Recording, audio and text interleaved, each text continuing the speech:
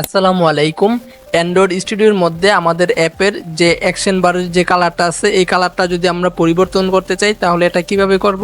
তো আমরা চলে যাব, এই যে প্রথম দিয়ে এরকম থাকে আরইএস থেকে আমরা চলে যাব বেলুস, এই যে বেলুস, তারপর এখান থেকে চলে যাব থিমস ডট, এই যে এখানে থিমস, প্রথমে যাব থিমস ডট এক্সএমএল, এই যে এখানে ক্লিক করব।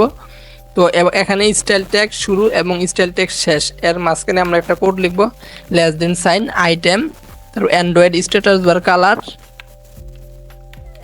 স্ট্যাটাস বার কালার, তারপর আমাদের এখানে একটি গ্রেটার দেন দিতে হবে।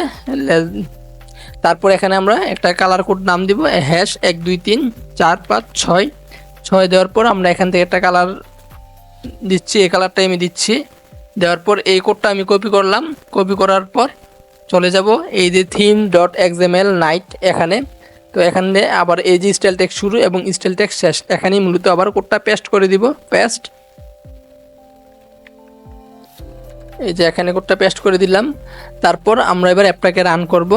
আমাদের এই যে অ্যাপটা দেখি কালারটা চেঞ্জ হয়েছে কিনা, এই কালারটা চেঞ্জ হয়েছে কিনা, তার জন্য আমরা রানে ক্লিক করলাম।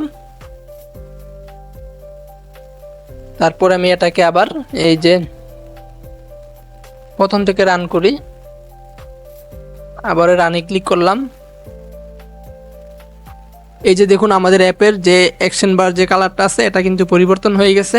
যদি ভিডিওটি ভালো লাগলে অবশ্যই চ্যানেলটি সাবস্ক্রাইব করে রাখবেন। তো এই ভিডিওটা এই পর্যন্তই। আসসালামু আলাইকুম।